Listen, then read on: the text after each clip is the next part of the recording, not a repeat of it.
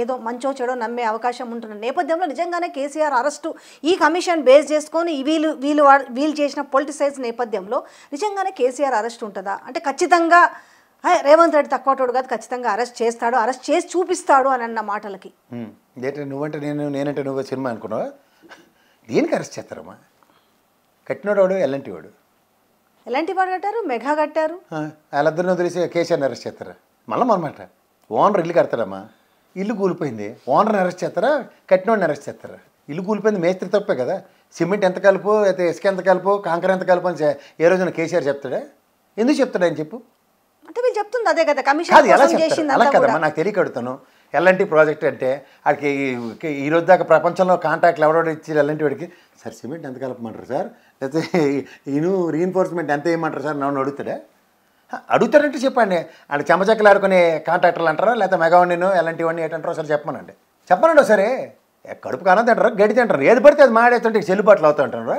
అసలు వాస్తవానికి నేను మళ్ళీ చెప్తున్నాను, పొలిటికల్ పార్టీలు మా ఆయతోడికి కాంట్రాక్ట్ ఇస్తే 5వ 10వ కక్కుర్తి పడతాడు కమిషన్ కక్కుర్తి పడితే ఈ కమిషన్ మీద ఎవరైనా డిఫరెంట్ ఎంక్వైరీ నడుస్తుంది. దొరికిన ఈ తెప్పేలగాళ్ళు అందరూ ఉన్నారు కదా ప్రభుత్వ ఉద్యోగులు, వాళ్ళకి గుండు వాయించండి.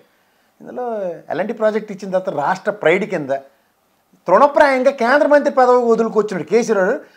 పదవులు ఉంటే పర్లేదండి రాష్ట్రం వదిలేసాను అనుకుని వచ్చినాడే. అయితే ఎమ్మెల్యే గెలిచాను కాబట్టి చూద్దాంలే, నెక్స్ట్ మళ్ళీ మన వాళ్ళందరూ గెలిస్తే రాష్ట్రం ఉద్యమం చేద్దాంలే అని గమ్మును కూర్చున్నాడా? ఎప్పటికప్పుడు రాజీనామాలు చేసుకుని వచ్చినాడా? చెవులు కొల్లి ఏమైనా కాకులు ఎత్తికెళ్ళిపోయి అందరికీ ఎలా తెలంగాణ ప్రజలందరూ మళ్ళీ గిరిమాలోకలు అనుకుంటారా?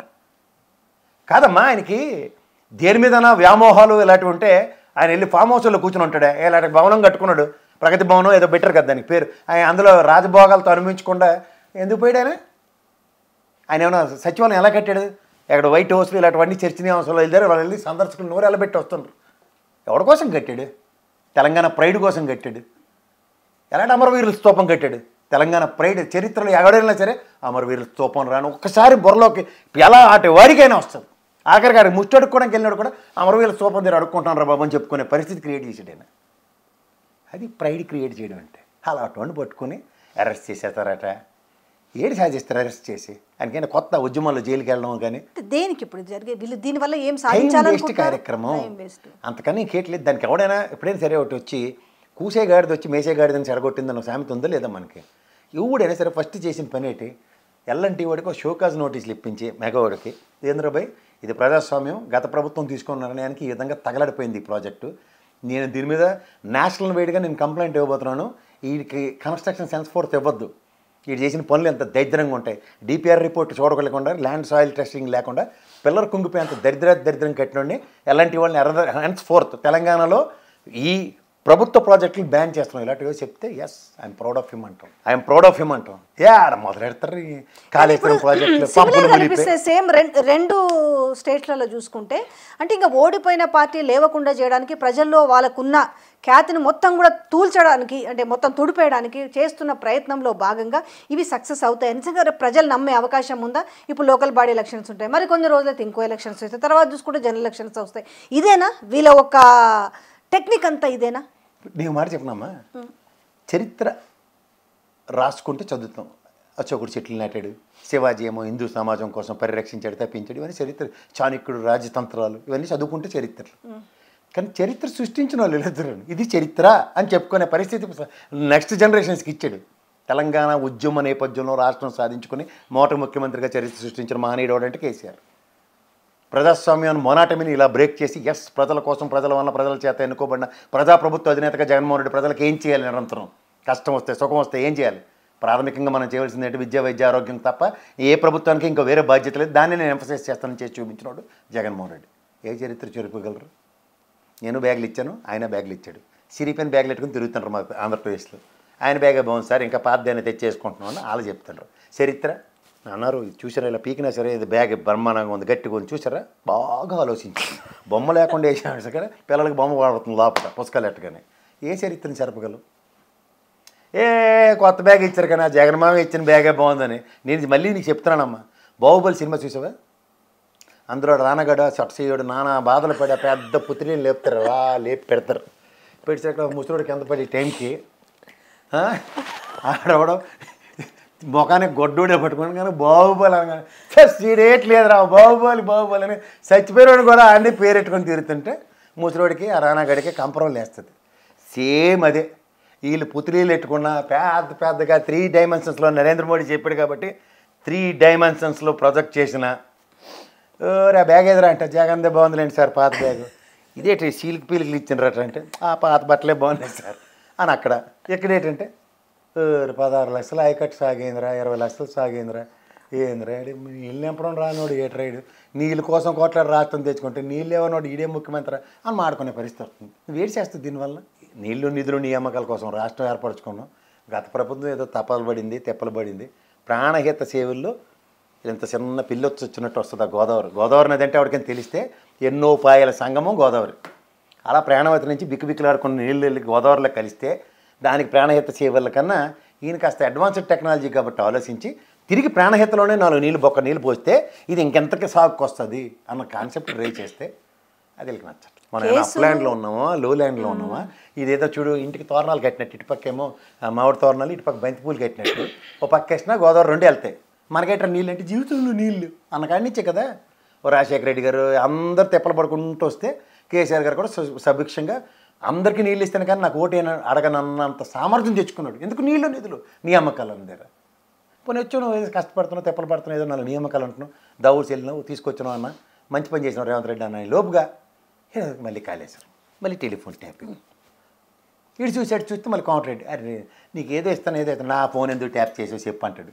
ఇప్పుడు ఏమంటలేడు ఇంకా 100 ఏళ్ళు నువ్వే సీఎం ఉండాలని నేను పూజలు చేసి సీఎం అక్కడ మా పవన్ కళ్యాణ్ అదే పని మాతో ఏటు కానప్పుడు ఏడు చేస్తారు. ఏ మొక్కలేని దగ్గర ఆవదం వృక్షమే మా వృక్షం అన్నట్టు. కేసులు కమిషన్లు జైళ్ళు సేమ్ అక్కడ ఇక్కడ సేమ్ నడుస్తుంది. మూడిట్లోనే ఏది అవుట్కమ్ లేదు. జైల్లో పెట్టి వేసేస్తున్నాం జైల్లోనే పెట్టాం జైల్లో పెడతాం అంతే సేమ్ ఇదే రోజు పత్రికలు కూడా కొన్ని పత్రికలు వండి వారుస్తున్నవి కావచ్చు, లేకపోతే కొంత మీడియా వండి వారుస్తున్న టీవీ పెట్టిన పేపర్ చదవాలన్నా ఇవే.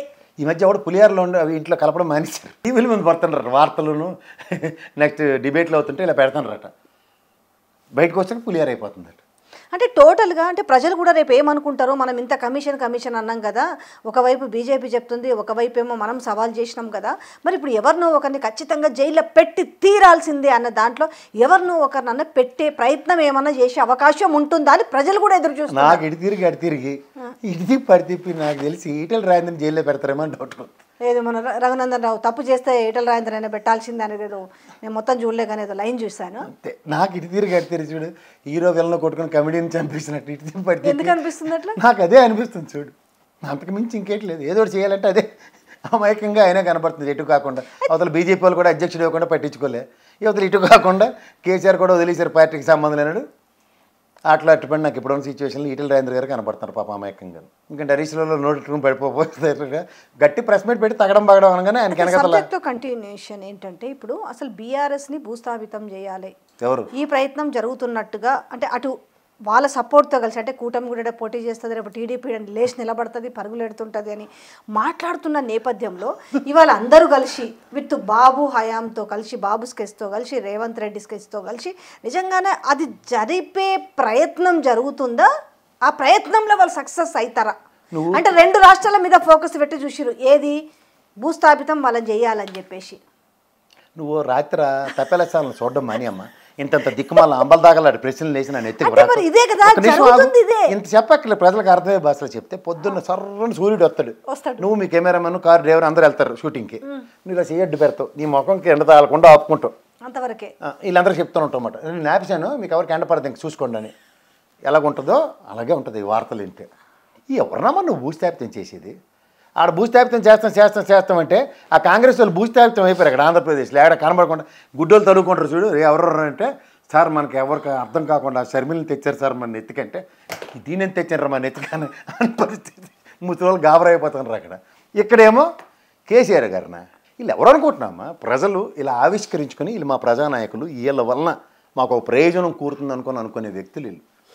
కేసీఆర్ గారిని 2001లో ఇలా ఆవిష్కరించుకుంటే ఇవాళ తెలంగాణ ఇలా ఇచ్చి చూపించాడు ఆయన స్థాయిని వీళ్ళ అదే చూడు గుడ్డొచ్చి పిల్లని ఎక్కిరించింది అని సామెత ఉంటుంది చూడు. కరీంనగర్ అనుకున్నాడు తెలుగుదేశం అమాయకులను చేసి కర్ణాటకని వెళ్ళిపోవడానికి. అంటే ఇంకో 10 ఏళ్ళు సీఎంగా ఉండాలంటే ఇట్లాంటివి ఏమైనా చేయాలి ఎవరు రేవంత్ రెడ్డి? నీకు మళ్ళీ చెప్తున్నాను, నువ్వు మరి అదే ఆయన మాట్లాడినమాట నాడు తప్పైన ఛానల్స్. నేను మళ్ళీ చెప్తున్నాను, ఆయనే చెప్పిండు కొల్లాపూర్ సభలో, నేను ఈ పాలమూరు బిడ్డని ఇంకో 10 ఏళ్ళు నేనే ఉంటా, నేనే శాసిస్తా, నేను ఎందుకు ఉండకూడదు. ఆ ప్రశ్న అది సమాధానం ఆలేవాలి. కొడంగల్లో మళ్ళీ మిమ్మల్ని అల్లప్పుడు ఓడగొట్టినట్టు కాకుండా ఇంకోసారి గెలిపించాలి సార్ మిమ్మల్ని. ఆ పట్నం మహేందర్ రెడ్డి తమ్ముడిని ఎలా గెలిపించడం అలా కాకుండా చూసుకుంటే మాకు మీరు ఇంకో 10 ఏళ్ళు సార్, 15 ఏళ్ళు కూడా మాకు ఎమ్మెల్యే ఎంపీ మీరే సార్ అని అర్థం అన్నమాట. నువ్వు ఏడ నుంచి ఆడముడిట్టు వాళ్ళంతా సీల్డ్ కవర్ ఇచ్చి ముఖ్యమంత్రి చేసే కాంగ్రెస్ పార్టీ అది. ఇందులో సొంత పెద్ద ఒక్క ధీరుడు వీరుడు సూర్యుడు ఎవడంటే రాజశేఖర రెడ్డి ఒకడే, అలా ఒక్కడికే చెల్లింది అది. అరే నేను ముఖ్యమంత్రి మిగిలిన పక్కకెళ్ళి ఆడుకోమని చెప్పిన అంత నేపథ్యం ఆయన ఒకడికే ఉంది, మిగిలిన ఎవరికి అది ఉండదు. ఓకే, దాన్ని ఇప్పుడు కమిషన్ అయితే వేస్ట్ అంటారు. అయితే నేను వేస్ట్ అన్నాను. ఇప్పుడు ఖాళీగా రిటైర్ అయిన వాళ్ళు లేట్ చేస్తారు, ఇంట్లో కొంచెం రామకృష్ణ అని. మా నాన్నమ్మ అయితే రామకోటి రాసుకునేది, ఈయన కాళేశ్వరం ప్రాజెక్టు మీద రామకోటి రాసేయమన్నారు, ఇచ్చారు. ఇచ్చిన సారాంశం ఏంటి చెప్పమన్నారు, దాన్ని ఎలా రిపేర్ చేస్తారో చెప్పి ఇవ్వాలి కదా సార్. ఇది అవకతవకలు ఎలాంటి వాడి మీద కన్క్లూజన్లు చెప్పారు, చేయమని చెప్పారు, అంటే దాంట్లో చేయడానికి అవకాశం లేదు అనేది. చేయడానికి అవకాశం లేదా? ఇంచుమించు అదే చెప్పారు నిన్న, అదే కాంటెస్ట్ వచ్చే విధంగా మాట్లాడింది. కంటెస్ట్ అది ఎవరు మాట్లాడారు? ఉత్తమ్ కుమార్ రెడ్డి గారు. ఆయనకేటి తెలియదు అనే విషయం నేను 10 సార్లు చెప్తున్నాను. ఆయన మొదటి రోజు పారిపోయి వచ్చింది, నాకేటి తెలియదు ఇందులో. కాదన్నా ఇప్పుడు ఆయన ఇరిగేషన్ మినిస్టర్ అయితే నన్నేటి చేయమంటావు? నువ్వు ఇరిగేషన్ మినిస్టర్ అయితే నన్నేటి చేయమంటావు? ఆయనకేటి తెలిసి అయితే నువ్వు చెప్పొచ్చు. రిపేర్ అవ్వదని ఎలా చెప్తాడు? రిపేరే అవ్వదు అని ఎలా చెప్తాడు? ఈరోజు టెక్నాలజీ ఎలాగుందో, ఏ సామర్థ్యాలతో ఉన్నామో, ఎక్కడెక్కడి నుంచి 4 గడ్డర్లు వేసి ఇల్లు కట్టేస్తున్నారు. ఇక్కడ మీరు వీసేవారు కూడా 4 గడ్డర్లు వేసి స్లాబ్లు వేసి ఇల్లు కట్టేస్తున్నారు. ఆల్టర్నేటివ్ మెకానిజం ఈరోజు లేకుండా అసలు ఉండదమ్మా. దానికి సొల్యూషన్ లేకుండా వాటర్ నింపి కూలిపోద్దని భయంగా నింపట్లే, వీళ్ళకి అవగాహన లేక. ఖచ్చితంగా దాని సామర్థ్యం ప్రూవ్ చేసుకుంది ఒక టెన్యూర్, ఇంకో టెన్యూర్కి దానికి అవకాశం ఇవ్వలేదు.